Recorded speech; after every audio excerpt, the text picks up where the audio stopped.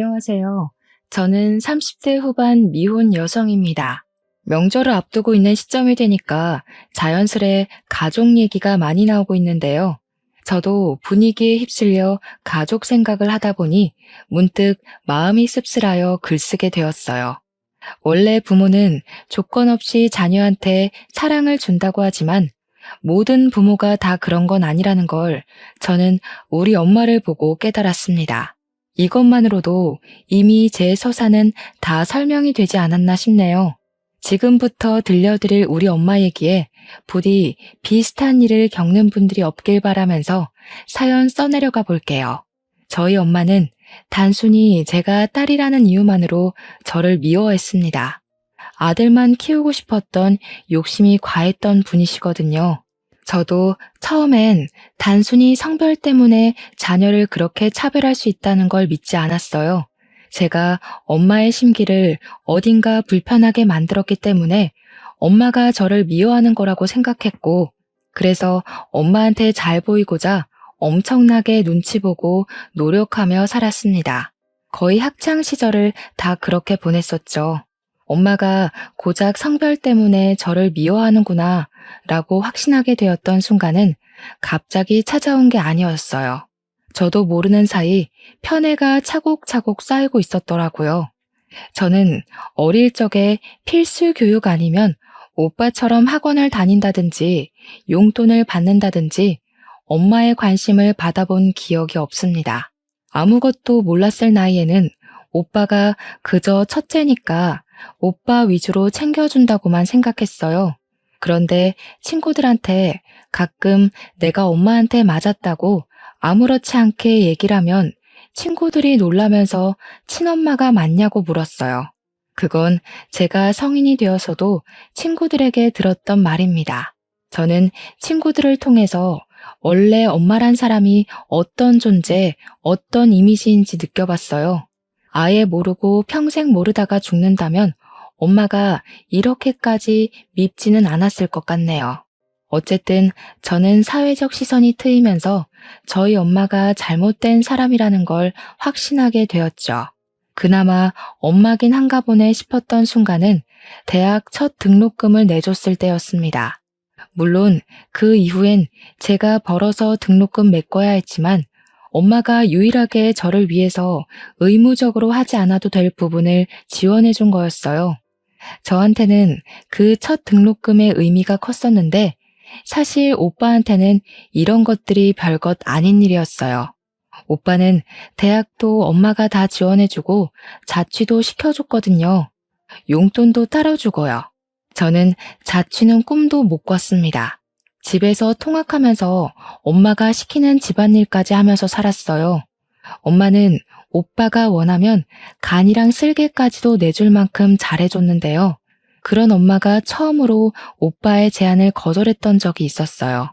오빠가 결혼한다고 올케 언니 데리고 왔을 때 분가를 얘기했었는데 그걸 엄마가 절대 안 된다고 반대를 하더라고요. 일단 이유가 올케 언니 집안이 뼈저리게 가난했기 때문이었습니다. 자기 돈으로만 장만한 집에 아들이 아닌 며느리가 같이 얹혀 사는 것이 싫다고 하셨어요. 엄마 말대로 올케 언니 집에서는 신혼집에 보탤 만한 거액이 없는 형편이었습니다.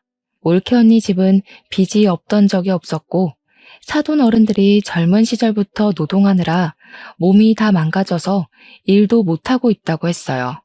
오로지 올케 언니가 사회복지사를 하면서 식구들을 먹여 살리고 있었다는데 솔직히 사회복지사 급여로 세 식구 먹고 살기엔 많이 빠듯하거든요. 그러니까 집도 변변찮은 달동네 같은 데 있을 수밖에 없었어요. 그런 곳은 집값도 옳게 안 쳐주는 그런 곳이었습니다. 올케 언니는 200만 원 조금 넘는 돈으로 부모님 병원비에 식비에 공과금 등등을 혼자 해결해야 돼서 결혼하기까지 모은 돈도 없었어요. 기초수급자 자격은 안 되는데 마치 기초수급자처럼 한 달 돈 받고 한 달 사는 수준으로 살았다고 들었습니다.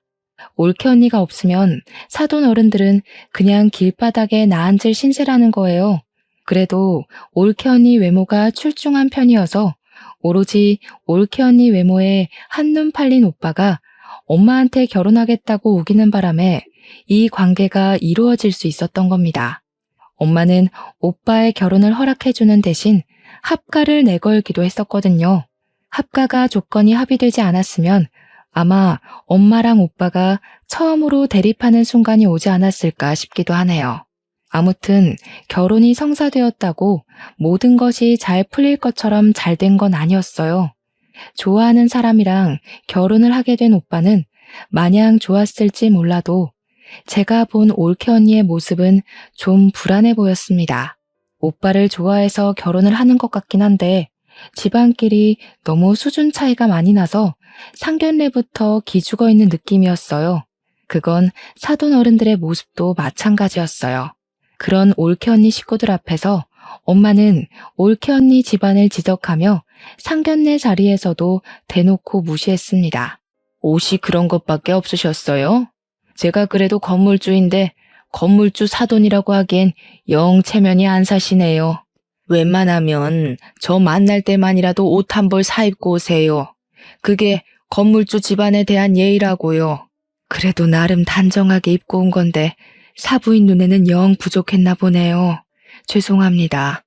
그래도 우리 딸이 참 모난 곳 없이 잘 컸어요. 부모가 못나서 그렇지 좋은 부모 만났으면 장성을 해입니다. 잘 좀 부탁드려요. 뭐 장성할지 안 할지는 지켜봐야 아는 거고요. 결혼식 온전히 제 돈으로 나가는 거 아시죠? 애들 분가까지는 못 시켜줍니다. 그리고 앞으로 우리 며느리 될 아인데 전화 연락은 자제해 주세요. 저는 우리 집에 있었던 일 어디서 말 나오는 거 딱 질색이거든요. 엄마는 사돈들이 가난하다는 이유만으로 쉽게 보는 건지 가리지 않고 막 뱉었어요. 누가 들어도 기분 상할 말이었는데 사돈 어른들은 절대 티를 내질 않았습니다. 딸을 위해서 참는 것 같았어요. 그나마 오빠가 작작하라고 말려서 엄마가 더한 수위를 넘기지 않을 수 있었습니다. 참고로 아빠는 자동차 관련 업체를 운영했었는데 일하다가 부득이한 사고를 당해서 돌아가셨어요.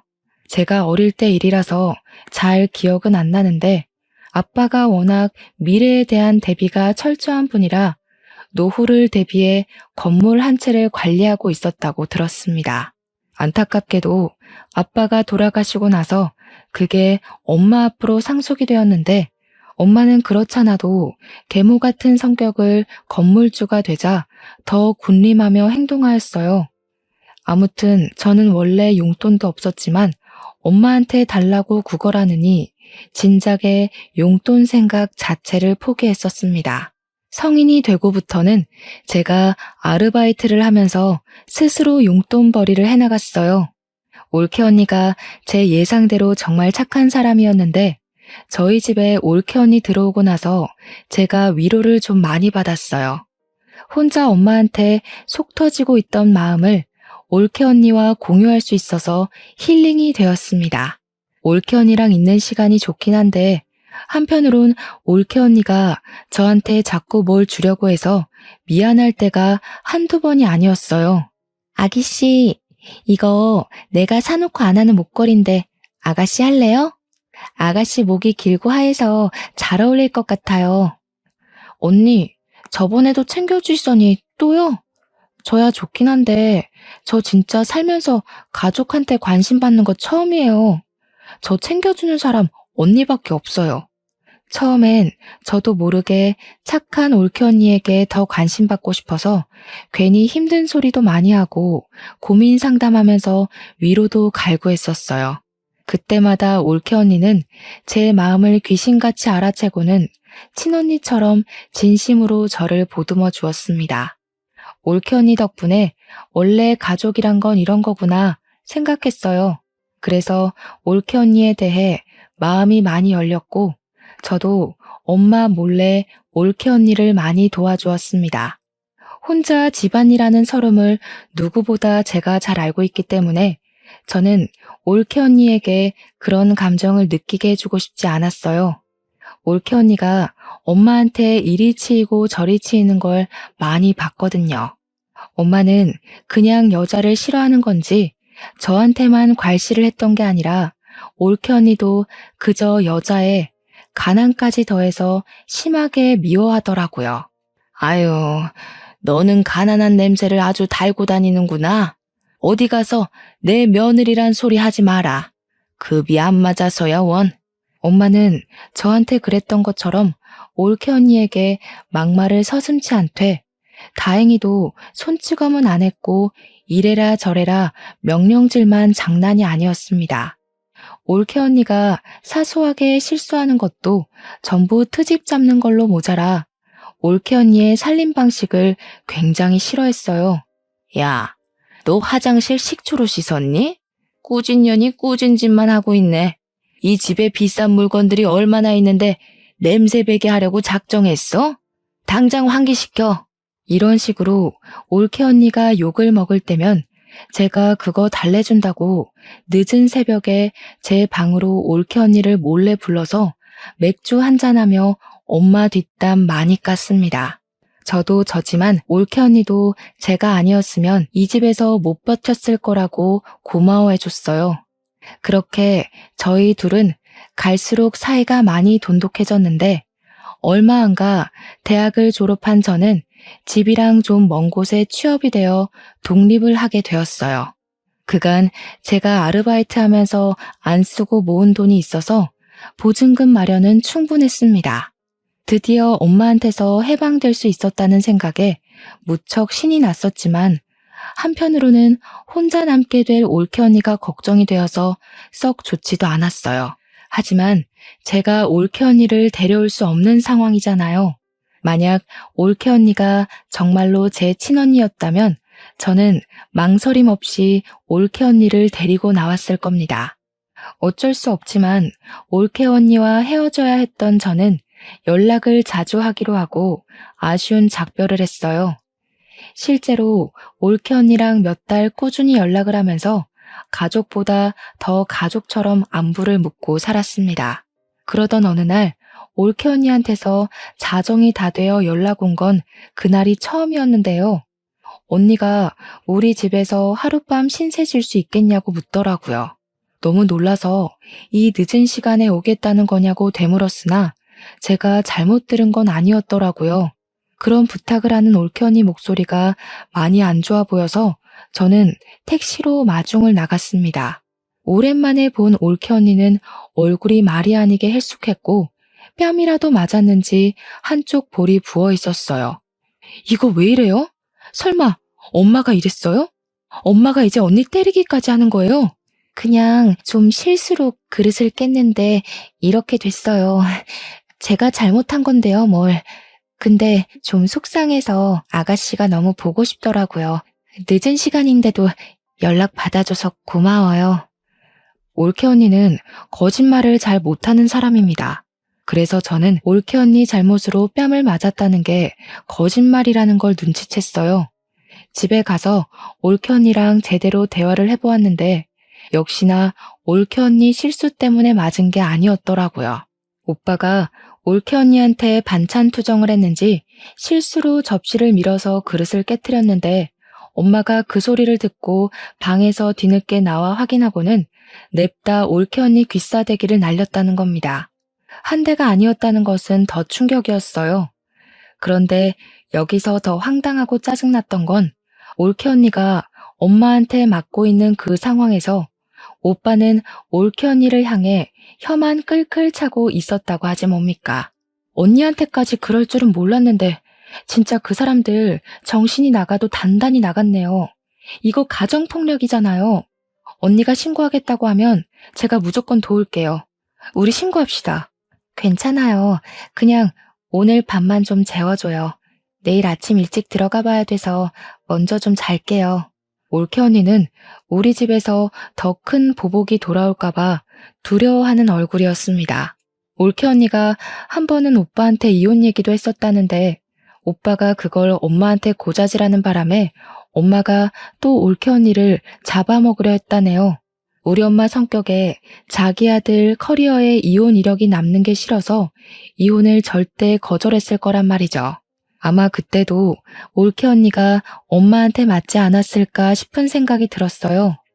이왕 우리 집에 온 거 올케 언니가 오늘만큼은 마음 편히 잠을 자고 갈 수 있도록 방안을 최대한 따뜻하게 만들어 주었습니다. 다음 날은 뭐 그리 빨리 오는 건지 올케 언니를 웬만하면 보내기 싫었는데 어쩔 수 없이 배웅을 하면서 혹시라도 무슨 일이 있으면 언제든지 찾아오라고 우리 집 비밀번호도 알려줬어요. 올케 언니는 정말 고맙다고 하고 그렇게 지옥 구덩이로 돌아갔습니다. 그리고 저는 올케 언니를 그렇게 보낸 걸 여전히 뼈저리게 후회하고 있어요. 제가 다음으로 들은 올케 언니 소식은 유감스럽게도 사망 소식이었거든요. 일하다가 연락을 받았던 저는 상부의 얘기에 이를 빼고서 장례식으로 헐레벌떡 달려갔습니다. 올케 언니 영정사진과 그 앞에서 울고 있는 올케 언니 부모님을 보았어요. 그리고 그 와중에 소름 끼쳤던 건 눈물 한 방울 안 흘리는 오빠보다 시시덕거리며 조문객들이랑 떠들고 놀고 있는 엄마 모습이었습니다. 아우, 여기 음식업체 어디니? 떡이 굳었네 굳었어. 전화해서 좀 따져라. 돈을 얼마나 줬는데 서비스가 이 모양 이 꼴이야? 그때는 엄마가 다른 날보다 더 사람 같지 않아 보였어요. 엄마의 망언이 빈소 전체로 퍼지고 있는데도 가난한 집안이었던 사돈 어른들은 이 장례식을 차려준 엄마를 차마 뒤집어 엎질 못하고 있었습니다. 사돈 어른들이 더 분에 받쳐서 올케 언니를 향해 울고 있는 걸 제가 더 못 참겠더라고요. 그래서 저는 그간 어릴 때부터 받아온 차별과 멸시와 편애에 대한 서름을 담아서 엄마한테 달려갔어요. 식탁 위에 있는 육개장 그릇을 들고서 그대로 엄마 얼굴에 뿌려버렸습니다. 이년이 돌았나? 이게 뭐야? 뭐하는 짓이야 이 정신 나간 년아.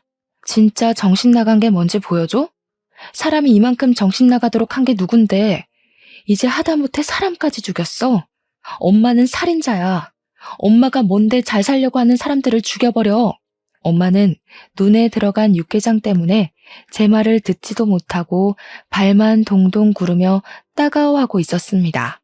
제 얘기를 들었다고 하더라도 고춧가루 통증 때문에 대답을 할 수 없었다고 보는 게 맞겠네요. 엄마가 너무 소란 피우면서 휴지를 찾으니까 누군가가 서둘러 휴지를 가져왔는데 저는 그걸 뺏어 들고서 신발장 밖으로 던져버렸어요. 그리곤 엄마 머리채 잡고 잡아뜨리고는 올케 언니 죽인 죄로 경찰에 신고할 거라 겁박을 주었습니다. 이년이 먹여주고 키워줬더니 누구 편을 드는 거야? 자기 혼자 죽은 년을 뭘 내가 죽였대? 나도 짜증나 죽겠다고. 갑자기 죽어버려서 사람 돈 쓰게 만들고 말이야. 부조금 다 내가 가져갈 거니까 아무도 손대지 마. 올케 언니가 삶을 스스로 포기했을지언정 그렇게 만든 원인은 당연히 엄마랑 오빠라고 생각했습니다. 손만 안 댔다 뿐이지 올케 언니에게 엄마랑 오빠는 분명한 가해자였어요. 장례식장은 첫날부터 시끄러웠습니다. 제가 엄마를 막대하고 있자 뒤늦게 오빠가 달려들어서 저를 밀쳤는데 그대로 밀쳐지는 저를 사돈 어른들이 붙잡아 주어 넘어지진 않았어요. 사돈 어른들은 저를 보고서 용기를 얻은 건지 이제야 엄마한테 한 소리를 하기 시작했습니다. 이 악마 같은 사람들, 우리 딸을 감히 총 부리듯 부려요? 어쩐지 우리 같은 집안을 사돈으로 받아준다고 할 때부터 이상했어. 우리 딸 이런 식으로 부려먹고 죽이려고 데려간 거지. 어디서 가난뱅이 주제에 건물주한테 큰 소리를 쳐요? 아무것도 없이 쓸모없는 몸뚱이만 들고 시집 왔으면 그 정도는 감당했어야지. 세상에 공짜가 어딨어? 내가 정신 나갔다고 남의 집 거지 새끼를 애지중지하며 데리고 살겠어? 내 딸 입에 들어가는 쌀 한 톨도 아까운 마당에? 엄마는 오빠 덕분에 겨우 눈을 뜨고는 우리한테 삿대질을 하면서 망언을 퍼부었습니다. 그러면서 자기가 차린 장례식장이니 당장 꺼지라고, 아니 올케 언니 장례식 여기서 정리하자고 난동 부리기 시작했어요. 결국 보안 직원 오면서 상황은 정리되었습니다. 보안 직원 지키고 있는 가운데 올케 언니 장례식은 3일을 겨우 보낼 수 있었어요. 엄마랑 오빠 때문에 올케 언니 앞에서 마음 터놓고 울어보지도 못하고 완전 냉전 상태로 장례식을 마무리했습니다. 저는 이대로 올케 언니를 억울하게 보낼 수 없었어요. 끝까지 잘잘못 모르는 악마 같은 제 가족을 벌 주고 싶었습니다. 저도 그만한 도전을 해볼 수 있는 직장인이었으니까요.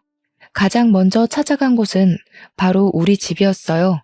언니의 물건이 다 그 집에 있으니까 들어가기 끔찍한 그곳을 제 발로 찾아갔습니다.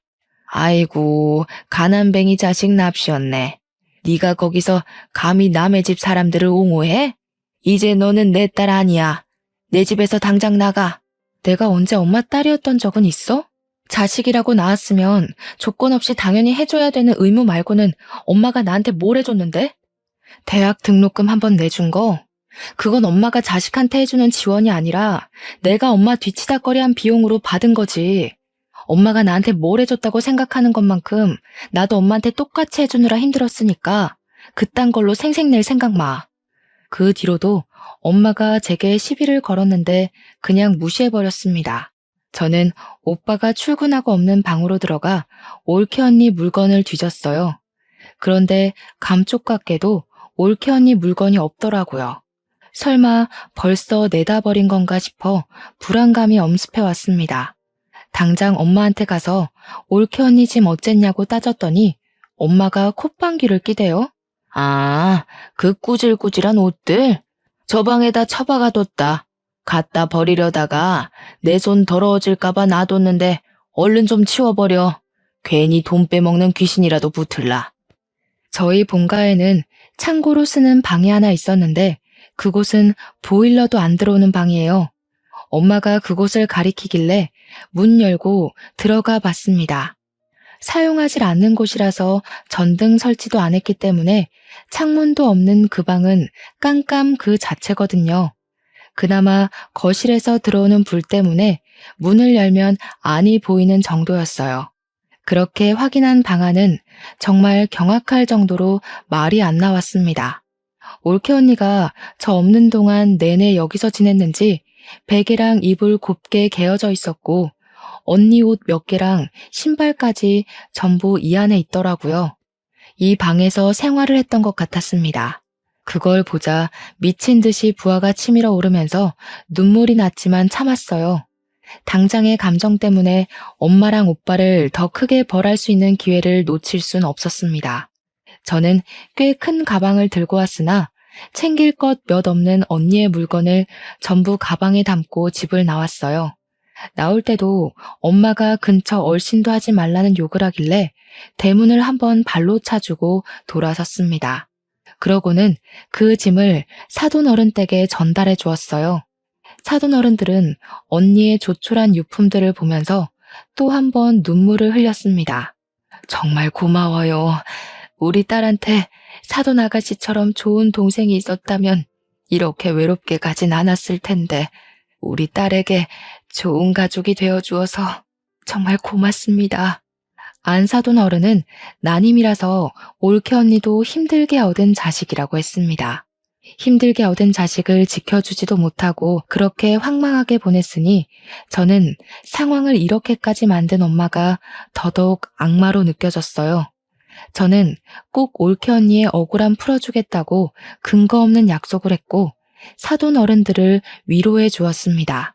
원래는 바로 집에 가려고 했는데 사돈 어른들이 보채서 저녁까지 먹고 갔어요. 저를 세심하게 챙겨주는 사돈 어른들 관심을 받으면서 올케 언니 생각이 많이 났습니다. 사돈 어른들과 올케 언니의 마음이 비슷하게 닮아 있는 것 같았거든요. 맛있게 식사를 마친 저는 설거지를 대신 해드리려고 했어요.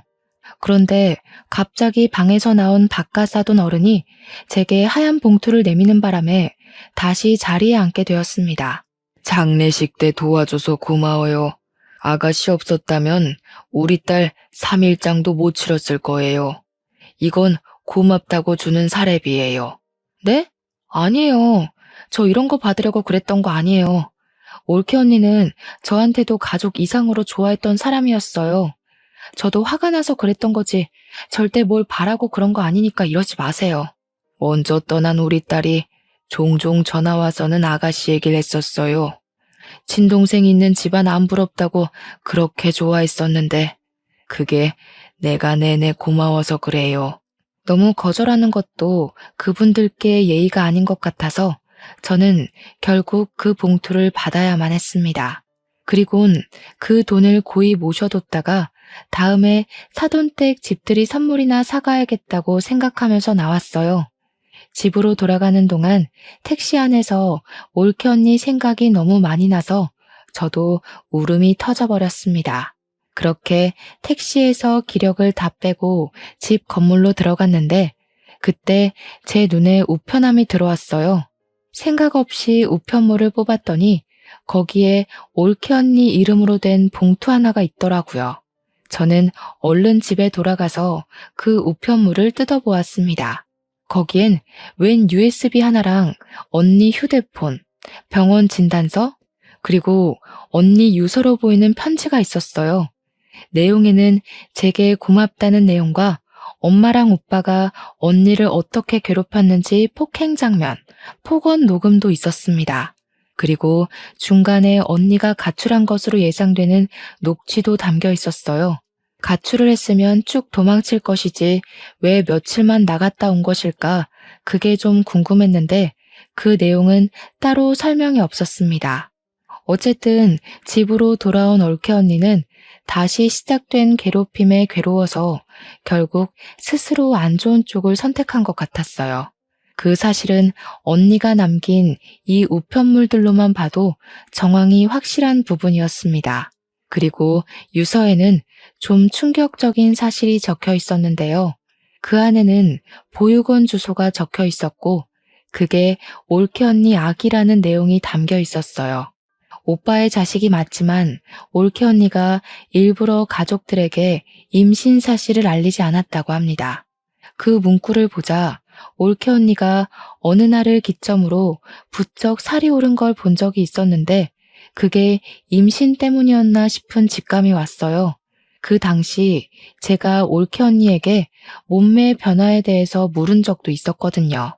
요새 살기가 편한가 식욕이 자꾸 오르네요. 아무래도 살 좀 빼야 될 것 같죠? 아가씨는 어떻게 그리 날씬하고 예뻐요? 그땐 올케 언니가 제가 묻는 말에 능청스럽게 대답하고 주제를 돌리길래 전혀 눈치를 못 챘습니다. 근데 그게 임신 때문이었다니 그렇다면 녹화 장면에서 가출을 한 걸로 보이는 그건 출산을 해야 했기 때문이었나 하는 생각이 들었어요. 엄마랑 오빠는 원래 언니한테 관심이 없었으니 언니가 저한테 그랬던 것처럼 능청스럽게 변명을 했다면 그들은 그냥 곧이곧대로 언니가 살이 쪘구나 그렇게 믿었을 겁니다. 그러니 올케 언니 임신 사실은 당연히 몰랐겠죠. 아무튼 편지에는 올케 언니가 자신의 아기를 부디 엄마랑 오빠한테 알리지 말아달라는 부탁이 적혀 있었어요. 오빠와 엄마의 인성을 알면 저 같아도 그랬을 것 같긴 합니다. 그리고 올케 언니가 써놓은 문구 중에는 아들이 아닌 딸을 임신해서 두려웠다는 말도 적혀 있었는데요. 아이가 핍박받고 자랄 게 겁이 나 식구들에게 비밀로 하고 보육원에 맡길 수밖에 없었다는 뉘앙스가 있었어요. 자신의 자식도 제대로 안아보지 못하고 죽을 준비만 했을 언니의 마음이 얼마나 썩어 문드러졌을지 굳이 눈으로 확인하지 않아도 알 것 같아서 너무 속상했어요. 그렇게 착한 언니는 이렇게 가면 안 되는 사람이거든요. 아이랑 같이 행복하게 살 자격이 있는데 왜 우리 가족이랑 연이 되어서 이렇게 생을 마감해야 했는지, 우리 언니를 망쳐놓은 것이 제 엄마랑 오빠라는 게 정말 끔찍했고 누군가를 해코지하고 싶단 마음이 처음으로 들었었어요. 언니의 편지 마지막 멘트에는 저한테 미안하고 고마웠다는 말까지 있었는데 그 진심 어린 말에 저는 정말 많은 죄책감을 느꼈습니다. 언니가 쓸쓸한 선택을 하도록 신경을 못 써준 게 너무 미안했고 쓸쓸하게 떠나는 순간에도 옆에 있어준 사람 하나 없었다는 것이 너무 미안했어요. 저의 슬픔은 오빠랑 엄마를 향한 분노로 변질되어 커졌습니다.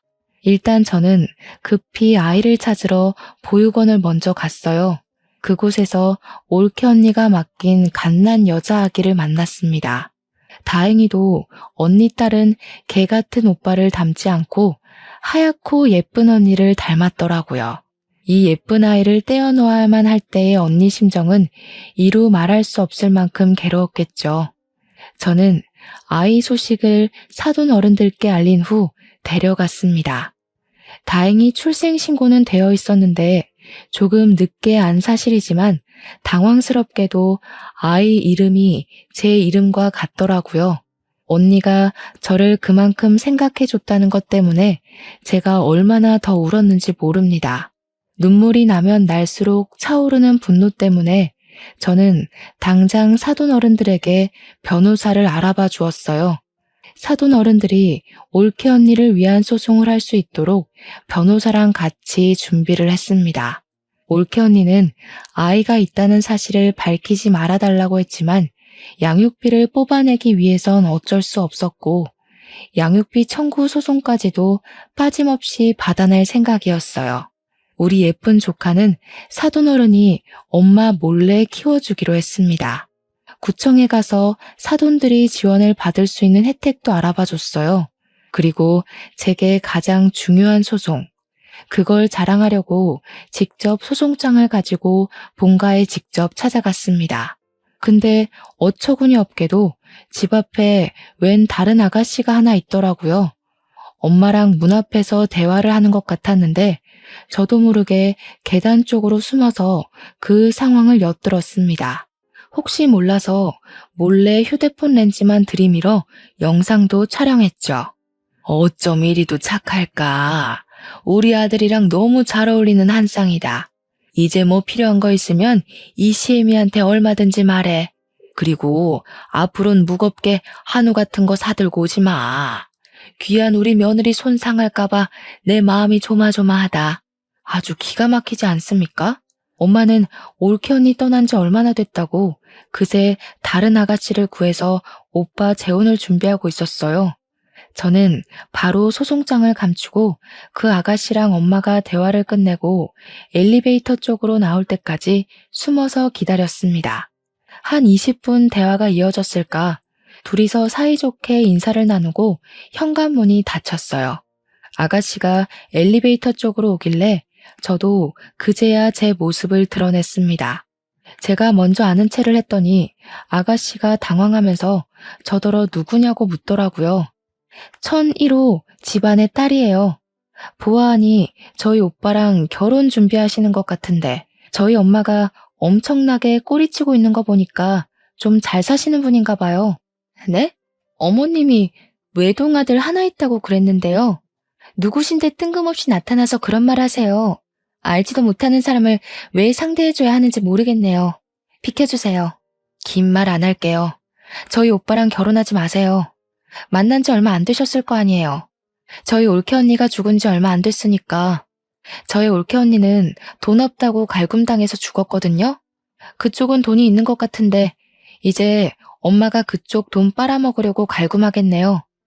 제 말이 안 믿기시면 가족관계 증명서 가져오고요.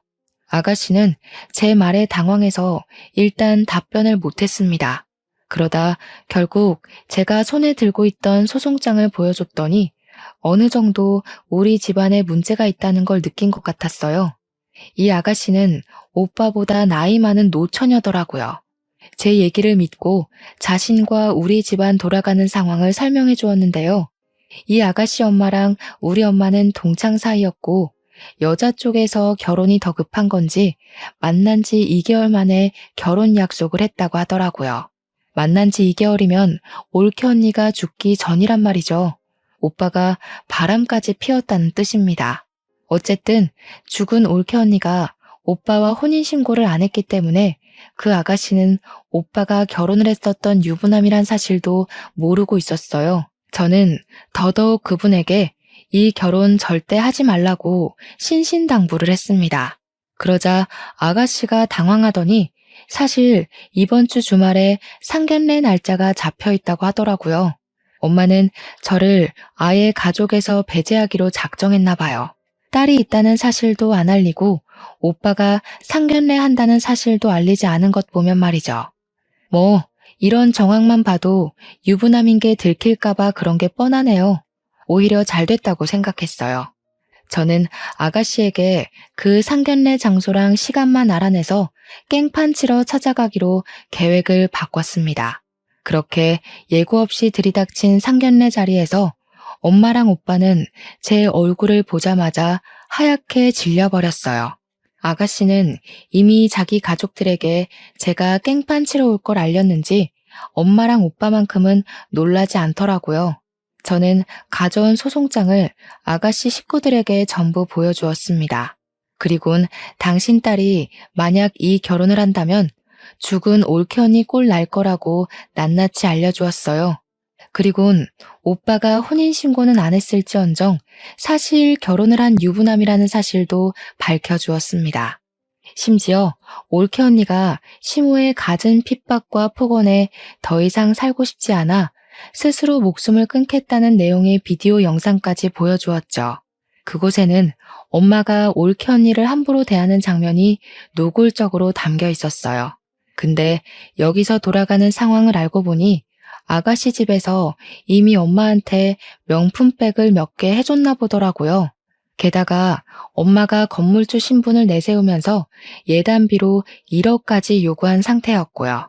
새 사돈 되시는 분은 저렴하기 짝이 없는 엄마의 행실에 결국 화를 참지 못하고 자리에서 일어났습니다. 그리곤 식탁 위에 있는 따뜻한 차를 엄마 얼굴에 뿌려버리는 거 아니겠습니까? 우리 딸이 어제 그런 말 할 때는 그래도 동창이니까 네 말을 믿었어. 근데 이런 시궁창 과거를 속이고 감히 우리한테 돈까지 바래? 우리 딸은 또 뭐라고 괴롭히면서 죽일 작정이었니? 네 아들보다 나이 많다고 종살이 시킬 생각이었어? 화딱 지나서 못 참겠네. 너 내가 고소할 테니까 두고 봐. 알고 보니 오빠 재혼에 필요한 예식장과 신혼집에 들어갈 가전제품, 신혼집까지 전부 다 아가씨 집안에서 돈을 다 대준 거더라고요. 마치 올케 언니가 우리 집 올 때 우리 집에서 신혼살림 다 대준 것처럼 말이죠. 뭐 올케 언니는 분가를 한 게 아니니까 사실상 그렇게 뭘 많이 해줬다고도 못해요. 지금이야말로 뱉어낼 게 많아진 엄마가 큰일 난 셈이었습니다. 화가 난 아가씨 엄마는 자기가 들인 돈 다 뱉어내라고 소리를 빽 질렀고 당장 사기죄로 신고할 거라며 변호사를 찾으러 자리를 박차고 나갔습니다. 엄마가 나가는 친구를 잡으려고 급하게 따라붙었지만 자기 친구한테 귀싸대기만 맞았을 뿐이었어요. 아가씨 엄마가 돈이 더 많으니까 엄마가 정말 꼼짝도 못하더라고요. 엄마는 그 성질 못 참고 화살을 제게로 돌렸는데요. 엄마가 제 머리채를 잡는 순간 마침 경찰이 들이닥쳤어요. 사실 제가 경찰에 미리 신고를 하고 이곳을 찾아왔거든요. 잘 됐다고 아가씨 엄마도 나가다가 경찰을 마주친 건지 다시 돌아와서는 당장 이것들 다 잡아가라면서 사기꾼들이라고 삿대질을 했어요. 엄마랑 오빠는 찍소리도 못하고 그대로 연행이 되었습니다. 아가씨 엄마는 결혼 준비를 위해 낭비한 금액인 1억을 손해배상 청구했어요. 엄마랑 오빠는 징역까진 안 받고 거액의 위자료를 덤터기 맞는 걸로 판결이 내려졌습니다. 이미 그것만으로 건물이든 집이든 하나는 내놓아야 되는 상황이라서 엄마가 굉장히 화났을 겁니다. 그래서 그런가 우리 집을 찾아와서 대문을 발로 차고 난리더라고요. 문 열기는 싫고 인터폰 켜고서 꺼지라고 한마디 해줬더니 엄마가 초인종에 대고 쌍욕을 하는 거 아니겠어요? 내가 너를 낳는 게 아니었는데 진짜 너는 집안의 수치다. 어떻게 한 번도 엄마 인생에 쓸모가 있던 적이 없냐? 2년 때문에 지금 얼마를 손해봤는지 알아? 거지 같은 사돈댁 챙기면서 멋대로 살 거면 영영 나타나질 말던가. 왜 우리 앞길을 망쳐? 고작 이런 걸로 망했다고 횡포 부리면 안 되지. 사돈어른이 양육비 청구도 했어.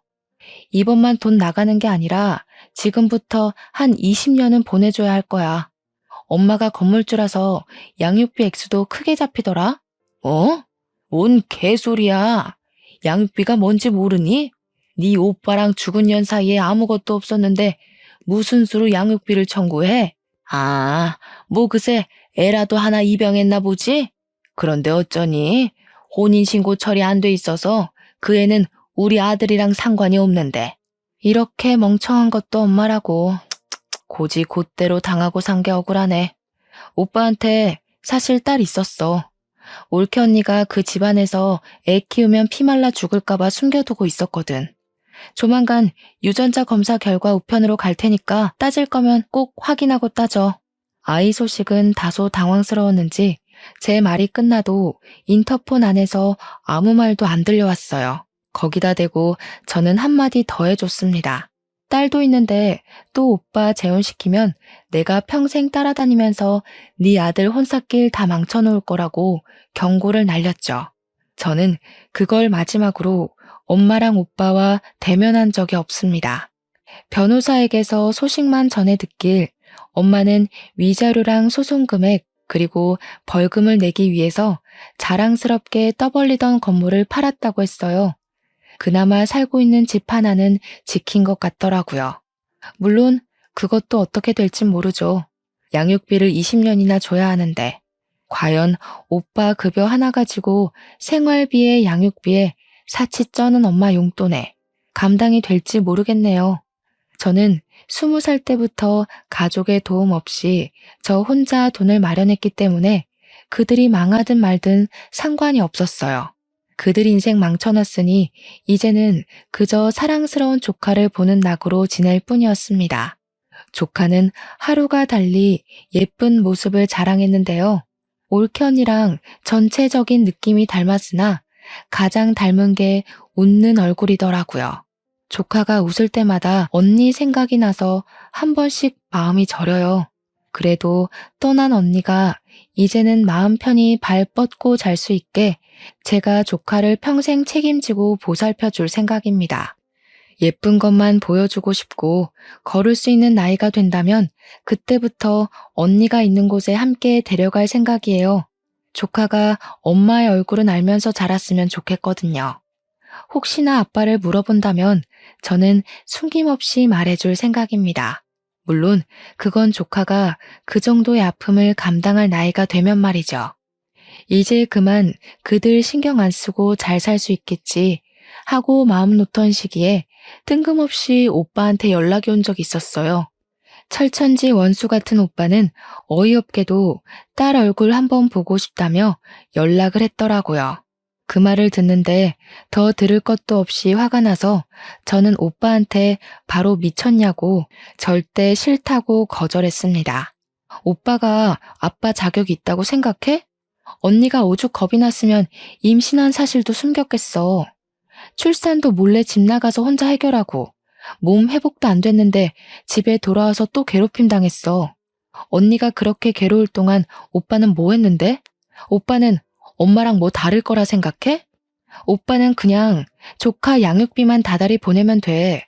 그게 내가 오빠한테 봐줄 수 있는 유일한 아빠 노릇이야. 오빠는 제 경고에 아무런 말도 하지 못했습니다. 그제야 자기도 잘못한 걸 뼈저리게 느낀 건지 다행히도 성실하게 양육비를 보내주곤 있어요. 만약 안 보낸다면 제가 또 가만히 있지 않을 겁니다. 엄마는 여전히 반성도 없어요. 오빠가 가끔 문자로 엄마 감당하기 힘들다고 연락이 오는데 엄마가 정신 나가서 그런가 이젠 아들한테도 성질을 부리나 봅니다. 저러다가 그나마 있는 아들 하나한테도 버림받아봐야 정신을 차리는지 모르겠네요. 제가 조금 더 빨리 철이 들고 사회에 대해 잘 알았더라면 올케 언니를 우리 오빠랑 결혼시키지 않았을 텐데 이건 아마 제 평생의 후회로 남을 것 같습니다. 그 사실 때문에 사돈댁에 더 자주 찾아가긴 해요. 마치 본가를 찾아가듯 마음 편한 걸음으로 주말에 한 번씩은 갑니다. 조카가 좋아하는 인형이랑 용품들 챙겨가고 사돈 어른들 옷도 몇 벌씩 선물해주고 있어요. 제 급여가 떵떵거릴 만큼 많은 건 아니지만 용돈을 딱히 쓸 데도 없고 또 사돈댁이 제게는 본가 같은 기분이 들어서 그렇게 하고 싶더라고요. 사돈 어른들도 제게 더는 존댓말을 하지 않아요. 정말 딸처럼 이름을 불러주면서 제 생일까지 기록해놓고 챙겨주신답니다. 이런 게 남들 다 누리고 있는 가족 사이라면 저는 아마 사돈댁과 계속 이런 연을 이어갈 것 같아요. 비로소 소중한 사람들과 화목하게 사는 것이 무엇인지 느끼고 있는 요즘입니다. 글이 길었죠? 변변찮은 내용이었을지 모르겠지만 긴 글 들어주셔서 너무 감사합니다. 날이 많이 따뜻해졌는데 우리 모두 가족들과 나들이 다니면서 소중한 추억 많이 만듭시다.